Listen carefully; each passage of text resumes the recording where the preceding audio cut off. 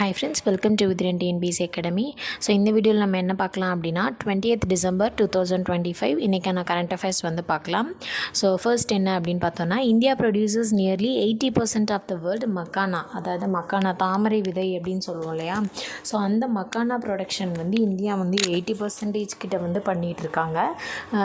அதை வந்துட்டு அந்த மக்கானா வந்து ஃபாக்ஸ்நட் அப்படின்னு சொல்கிறோம். அதுக்கப்புறம் வந்துட்டு கார்கன் நட் அப்படின்னு சொல்கிறோம். ஓகேயா, Fox nut and Khargone nut அப்படின்னு சொல்கிறோம். ஓகே, ஸோ இந்த மக்கானா வந்து நம்ம எடிபிள். ஓகேயா, ஸோ இது வந்து rich in protein, fibre and anti oxidants வந்து ரிச்சாக இருக்கும். இது வந்து ஒரு அக்வாட்டிக் பிளான்ட்.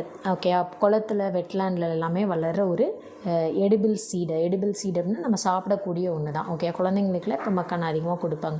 ஸோ இந்த மக்கானா ப்ரொடக்ஷன் வந்து இந்தியா லீடிங்கில் இருக்குது. பீகார் வந்து 85% அவங்களோட கான்ட்ரிபியூஷன் வந்து இந்த மக்கானா ப்ரொடக்ஷனுக்கு வந்து அதிகமாக பண்ணி கொடுத்துட்ருக்காங்க. ஓகேவா, ஸோ அப்புறம் நேஷ்னல் மக்கானா போர்டு அப்படின்ற ஒரு இதுவும் வந்து கவர்மெண்ட் வந்து ஆரம்பிச்சிருக்காங்க. ஓகேவா, ஸோ இப்போ மக்கானாவில் அதிகமாக லீடிங்காக இருக்குது பீகார். ஓகே, 85% வந்து அவங்க தான் பண்ணுறாங்க. இதுதான் கரண்ட் அஃபேர்ஸ். அடுத்ததாக வந்து Cruz Fernandez memorial was inaugurated in எங்கே அப்படின்னா தூத்துக்குடி. ஓகேவா, தூத்துக்குடியில் தான் க்ரூஸ் ஃபெர்னாண்டஸ் அப்படின்றவரோட ஒரு மணிமண்டபம் வந்து ஆரம்பிச்சிருக்காங்க. ஸோ இவர் வந்து யார் அப்படின்னு பார்த்தோன்னா, அங்கே அதாவது அவங்க ஏரியாவில் வந்துட்டு மக்களுக்கு வந்து ஒரு நல்லது வந்து நிறையா பண்ணி ஃபேமஸ் ஆகிருக்கார். ஓகே, ஸோ அதனால் அவரை வந்து ஃபாதர் ஆஃப் தூத்துக்குடின் அப்படின்னு சொல்கிறோம். ஓகேவா, அப்புறம் ராவ் பகதூர் அப்படின்ற ஒரு டைட்டிலும் வந்து அவருக்கு கிடச்சிருக்கு. ஓகேவா, ஸோ அப்போ க்ரூஸ் ஃபெர்னாண்டஸ் அப்படின்றவர் ஃபாதர் ஆஃப் தூத்துக்குடின், ராவ் பகதூர் பட்டம் வாங்கினவர். Okay, so father of Kanyakumari யார் அப்படின்னு சொல்லி மறக்காமல் கமெண்ட் பண்ணுங்கள். ஓகே, ஸோ அடுத்து வந்துட்டு Bannerghatta biological park is located in எங்கே அப்படின்னா பெங்களூர், கர்நாடகா. ஓகே, ஸோ கர்நாடகா பெங்களூரில் தான் இந்த பன்னர்கட்டா பயாலஜிக்கல் பார்க் வந்து இருக்குது. ஓகே, ஸோ அதுக்கப்புறம் வந்து பந்திப்பூர் பார்க் இருக்குல்லையா, அதுவும் வந்து பெங்களூரில் தான் இருக்குது. ஓகே, ஸோ அடுத்து வந்து ஸோ இங்கே என்ன பண்ணியிருக்காங்க அப்படின்னா 8 பிளாக் கேப்டு கேப்புச்சின் மங்கி இருக்கு இல்லையா, அதை வந்து சவுத் ஆஃப்ரிக்காவில் வந்து இம்போர்ட் பண்ணியிருக்காங்க. அனிமல் எக்ஸ்சேஞ்ச் ப்ரோக்ராம் மூலமாக அங்கேருந்து 8 பிளாக் கேப்டு கேப்புச்சின் மங்கீஸை வந்து வாங்கியிருக்காங்க. ஓகே, அடுத்து வந்துட்டு சப்கா பீமா சப்கி ரக்ஷா பில் 2025. ஸோ இது வந்து லோக்சபாவில் வந்து இந்த பில் பாஸ் பண்ணியிருக்கேன். என்னென்னா இன்சூரன்ஸ் லா இருக்கு இல்லையா, so amendment of insurance law bill 2025, அதுதான் சப்கா பீமா சப்கி ரக்ஷா அப்படின்ற பில் வந்து பாஸ் பண்ணியிருக்காங்க. ஓகே, ஸோ இந்த பில் வந்து பாஸ் பண்ணியிருக்காங்க. அதாவது இன்சூரன்ஸ் செக்டாரில் வந்து அதிகமாக வந்து இது பண்ணணும் அப்படின்றதுக்காக தான் இந்த ஒரு பில் வந்து பாஸ் பண்ணியிருக்காங்க. ஸோ இப்போ ரீசெண்டாக கூட பார்த்தோம், இன்சூரன்ஸ் செக்டரில் வந்து 100% வந்து இது பண்ணணும், முதலீடு பண்ணணும் அப்படின்ற மாதிரிலாம் சொல்லிடுவாங்க. ஓகே, ஸோ இந்த பில்லு வந்து இன்சூரன்ஸ் இதனால் எந்த ஸ்கீம் வந்து கவர் ஆகுது அப்படின்னா பிரதான் மந்திரி ஜீவன் ஜோதி பீமா யோஜனா, அதுக்கப்புறம் வந்து சுரக்ஷா பீமா யோஜனா, இந்த 2 ஸ்கீமும் வந்து இதனால் வந்து இந்த பில்லுக்கு வந்து இந்த இன்சூரன்ஸ் பில்லுக்கு வந்து இந்த 2 ஸ்கீமும் வந்து சப்போர்ட் பண்ணும் அப்படின்னு சொல்லியிருக்காங்க. ஓகே, ஸோ காப்பீடு திட்டத்துக்களுக்காக. அடுத்து வந்து the air exercise between India and Russia. Okay, so India and ரஷ்யாவுக்கு ஏர் எக்ஸசைஸ் என்ன அப்படின்னு பார்த்தோன்னா Aviaindra. Okay, so Indra அப்படின்னு வந்தாவே ரஷ்யா தான். ஓகேவா, ஸோ அடுத்தது வந்து 2026 பிரிக்ஸ் கூட்டமைப்பை வழிநடத்த உள்ள நாடு எது அப்படின்னு கேட்டிருக்காங்க. வழிநடத்த உள்ள நாடு எது? ஸோ இந்தியா தான் வந்து வழிநடத்த போகிறாங்க. இதுக்கு முன்னாடி யார் வழி நடத்திட்டு இருந்தாங்க அப்படின்னு பார்த்தோன்னா பிரேசில் தான் வந்து முன்னாடி போன வருஷம் 2025 இதுக்கு முன்னாடி வந்து 2025 கிடையாது, இதுக்கு முன்னாடி பிரசிடர் வந்து பிரேசில். ஓகே, ஸோ இப்போது ஃபர்ஸ்ட் வந்து இந்த பிரிக்ஸ் அமைப்பு அப்படின்னு பார்த்தோன்னா ஃபஸ்ட்டு வந்து பிரிக் அப்படின்னு தான் இருந்துச்சு. Brazil, Russia, India, China. Okay, இது வந்து 2006 ஆரம்பித்தது. அடுத்து இந்த எஸ் அப்படின்றது என்னென்னா சவுத் ஆஃப்ரிக்கா வந்து 2010 வந்து சேர்ந்தாங்க. ஓகேயா, ஸோ அதுக்கப்புறம் வந்து ஸோ இந்த Brazil, Russia, India, China, south Africa, அப்புறம் வந்து ஈரான், அப்புறம் இன்னும் Egypt,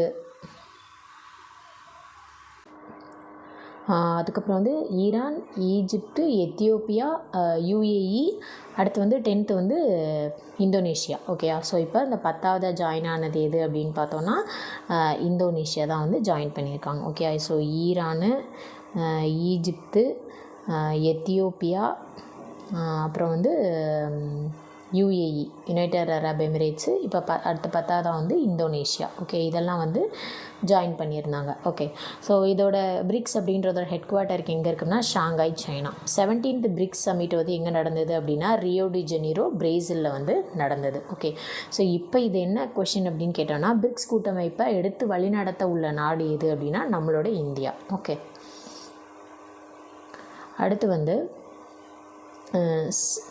Sasastra Seema Ball Rising Day is observed on December 20, 1930. Okay, so இந்த சசாஸ்ட்ரா சீமா பால் எழுச்சி நாள் அப்படின்றது இதுக்கு முன்னாடி வந்து ஸ்பெஷல் சர்வீஸ், அதாவது ஸ்பெஷல் சர்வீஸ் பியூரோ அப்படின்னு இருந்துச்சு. ஓகேவா, ஸோ இது என்ன அப்படின்னா இந்தியா நேபாள் அதுக்கப்புறம் பூட்டானோட இந்தியா நேபாள் இந்தியா பூட்டானோட எல்லை பாதுகாப்பு தான் வந்து இந்த சசாஸ்ட்ர சீமா பால் ரைசிங் டே அப்படின்னு சொல்லி சொல்கிறோம். ஓகே, அடுத்து வந்துட்டு India started is the first artificial intelligence community screening programme for diabetic retinopathy.